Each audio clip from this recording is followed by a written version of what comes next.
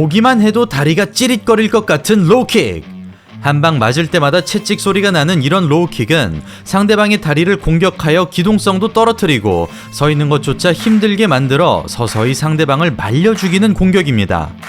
때로는 연속으로 들어가는 레그킥 KO는 순식간에 경기가 끝나는 화끈한 펀치나 하이킥 KO보다 훨씬 더 잔인하다는 생각까지 들 정도이죠.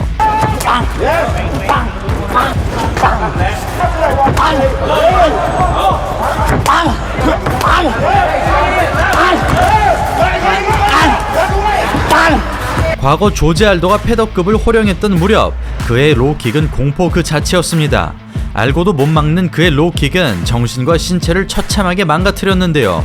25분 동안 몽둥이 찜질을 당한 유라이어 페이버는 허벅지 전체가 보랏빛으로 물들었으며 체드 맨데즈, 프랭키 에드가 같은 탑클래스 선수들도 속절없이 로우킥에 무너졌습니다. 하지만 그런 조지 알도조차 로우킥 KO가 없었으니 그만큼 MMA에서 로우킥으로만 승리를 하는 것은 너무나 어려운 일인데요.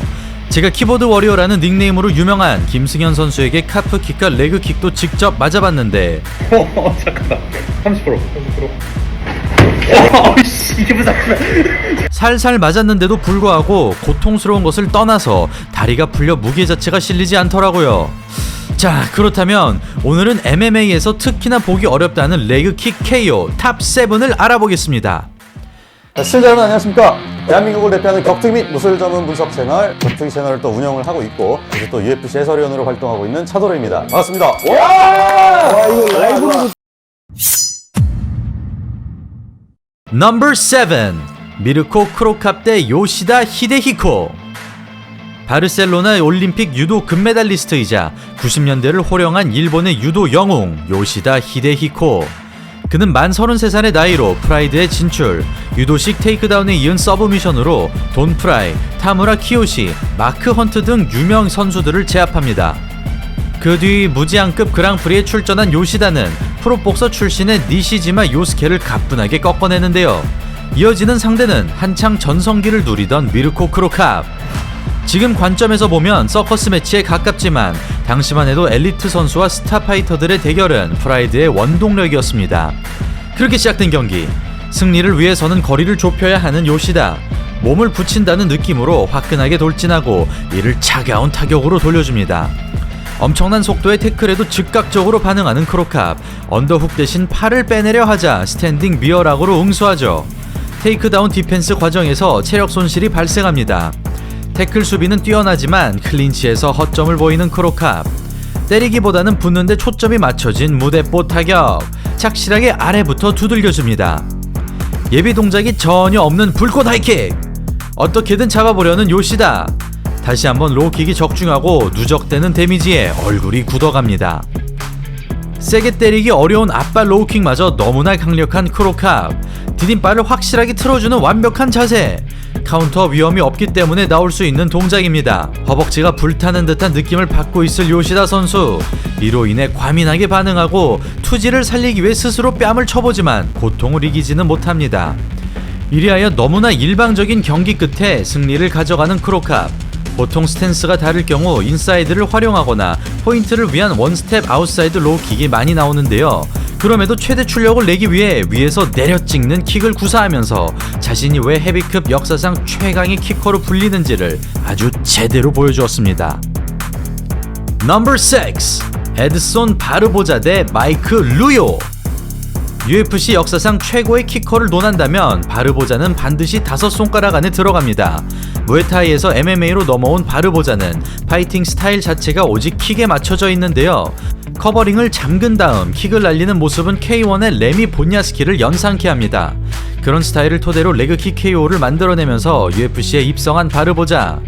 데뷔 전부터 심상치 않은 기량을 드러냈으니 복슬러들이 판치던 당시 흔치 않은 무에타이 리듬을 가져옵니다. 타격 소리가 영상에도 잡힐 만큼 강력한 로우킥. 체크가 불가능한 타이밍이죠. 여기에 헤드킥까지 섞어주며 흐름을 지배하고 시그니처인 스위치 미들로 타격쇼를 보여줍니다. 잠시도 쉴 틈을 주지 않는 무자비한 로우킥, 반격을 대비한 백스텝, 킥과 동시에 반응하는 스프롤까지 마치 채찍으로 휘감는 것 같습니다. 로우킥의 달인 어네스트 후스트가 된 것처럼 킥으로만 끌고 가는 바르보자. 다리를 쩔뚝이며 항전해보지만 일어나기조차 쉽지 않고 결국엔 다리가 마비될 정도로 망가지면서 레프리 스탑으로 마무리되고 맙니다. 이 승리로 데뷔와 동시에 스포트라이트를 받게 된 바르보자. 2년 뒤 그는 올리베이라를 상대로 똑같은 그림으로 승리했고 레그킥으로만 2승을 따낸 유일한 선수가 되었습니다. I mean, he's a one-legged fighter right now. I can't. He can't do it much longer. That's it. That's it. Number 5. 바스 루텐 대 루벤 비아레알. UFC 명예의 전당 파이터 바스 루텐은 MMA 타격 원리의 근간을 마련한 선수입니다. 태권도, 극진가라데, 킥복싱, 유도 등 수많은 무술을 수련한 그는 팜스트라이크를 활용하는 판크라스 무제한급 타이틀과 UFC 헤비급 챔피언 등 대단한 업적을 세웠는데요. 사실 국내에는 격투기 선수로서보다는 딥컨터 신동훈님이 바스 루텐의 호신술 영상을 재미있게 더빙한 대머리 독수리 영상 시리즈로 더 유명하기도 합니다. 뚜껑 살짝 열고 손에 담은 다음에 받아라! 이렇게 하면 되는 거다. 90년대 후반까지 그가 남긴 전적은 27승 1무 4패.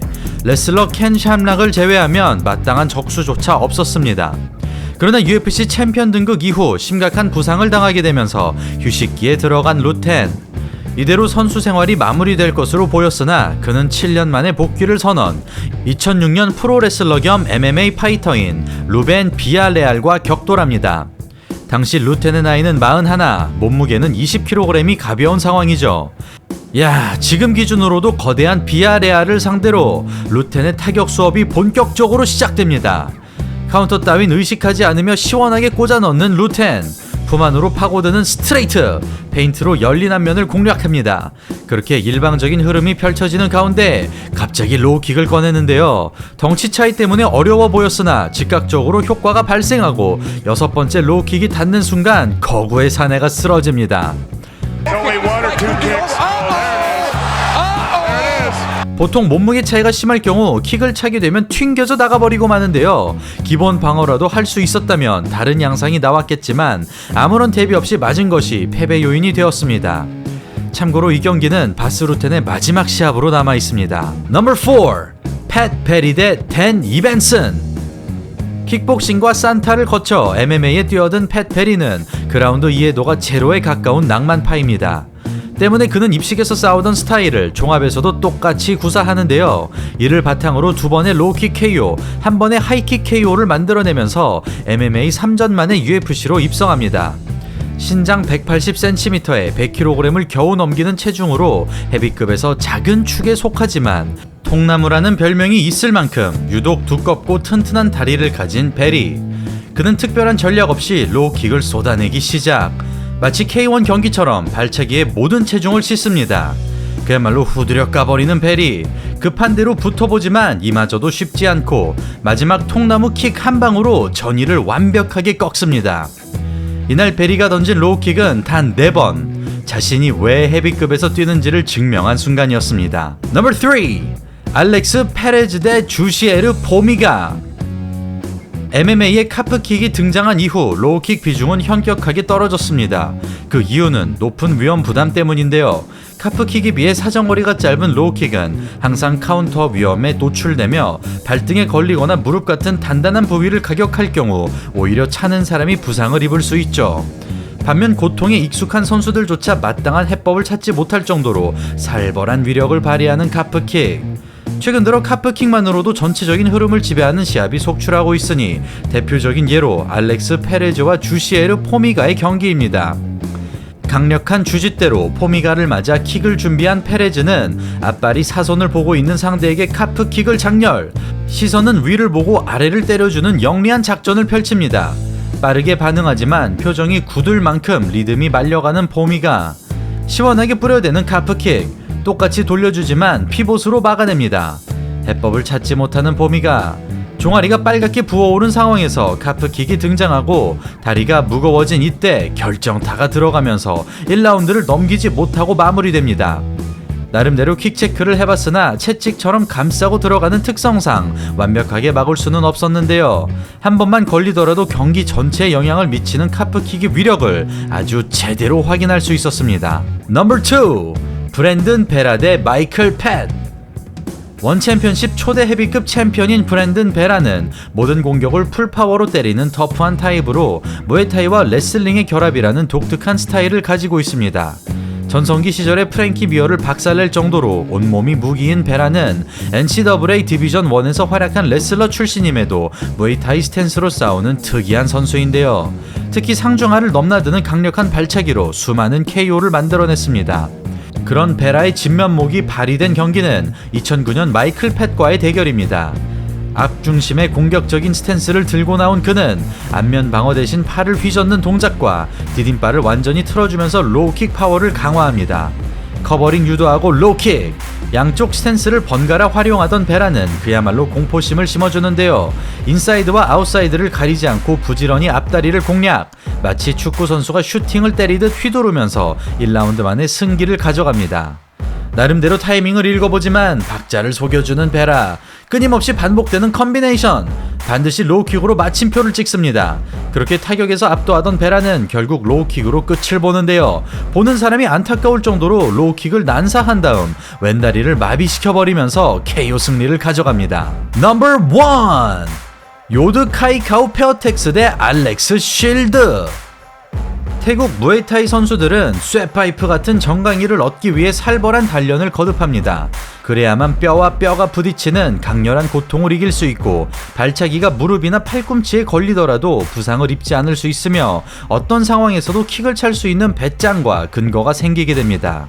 그런 태국 선수들의 MMA 진출이 최근 원 챔피언십을 통해 활발하게 일어나면서 본토 무에타이의 무서움이 본격적으로 드러나고 있는데요. 그 중에서도 유독 강렬한 인상을 남긴 것은 요드 카이카우 페어텍스 대 알렉스 쉴즈의 경기입니다. 무에타이 선수들에게는 쥐약일 수 있는 주짓수 베이스의 쉴드. 그러나 카이카우는 캐치의 위험에도 불구하고 킥을 들고 나왔으니 막을 테면 막아보라는 식의 당당한 태도로 로우킥을 난사합니다. 블락이나 카운터를 전혀 신경 쓰지 않는 낭무아이 특유의 배짱 플레이. 서로 스탠스가 다를 경우 무릎에 걸릴 위험이 있는데도 인사이드 로우킥을 풀파워로 후려버리는 대담함을 보여줍니다. 안쪽 허벅지를 정확하게 가격하는 깔끔한 로우킥. 반응조차 어려운 스피드. 여기에 하이킥까지 합세합니다. 벌써부터 영혼이 탈출한 듯한 쉴드. 조금의 자비도 없는 카이카오. 그라운드에서도 악몽은 계속되고 한 방씩 얹힐 때마다 전신이 휘청입니다. 앞발과 뒷발을 가리지 않고 무작정 갈겨대는 카이카오. 고통을 호소하는 쉴드. 그럼에도 심판의 개입은 없습니다. 더 이상의 경기 진행은 무의미한 상황이죠. 그러나 일방적인 폭행은 계속되고 앞으로 고꾸라질 정도로 처참하게 쓰러지고 나서야 이 끔찍한 시합이 중단됩니다. The beginning of the end now. Shawn is taking more hits than a pinata, and Chapman says no. 발등과 발목, 정강이 그 어떤 부위로 가격하든 부셔버리겠다는 일념으로 화끈하게 쏟아낸 카이카오. 참고로 그는 최근 우성훈 선수를 포함하여 4연패에 빠졌지만 매경기마다 무에타이의 매력을 가감없이 보여주고 있습니다. 네, 오늘은 MMA에서 일어난 로우킥 KO 탑 7에 대해 알아보았습니다. 과거에는 조제 알도가 로우킥으로, 최근에는 알렉스 페레이라가 스텔스 카프킥으로 엄청난 재미를 보고 있는데요. 갈수록 대치구도에서의 원거리 옵션이 중요해지고 있는 만큼 앞으로도 킥의 중요성이 오랫동안 유지될 것 같습니다. 자, 그럼 오늘 영상은 여기서 이만 마치도록 하겠습니다. 저는 차도로였습니다. 감사합니다.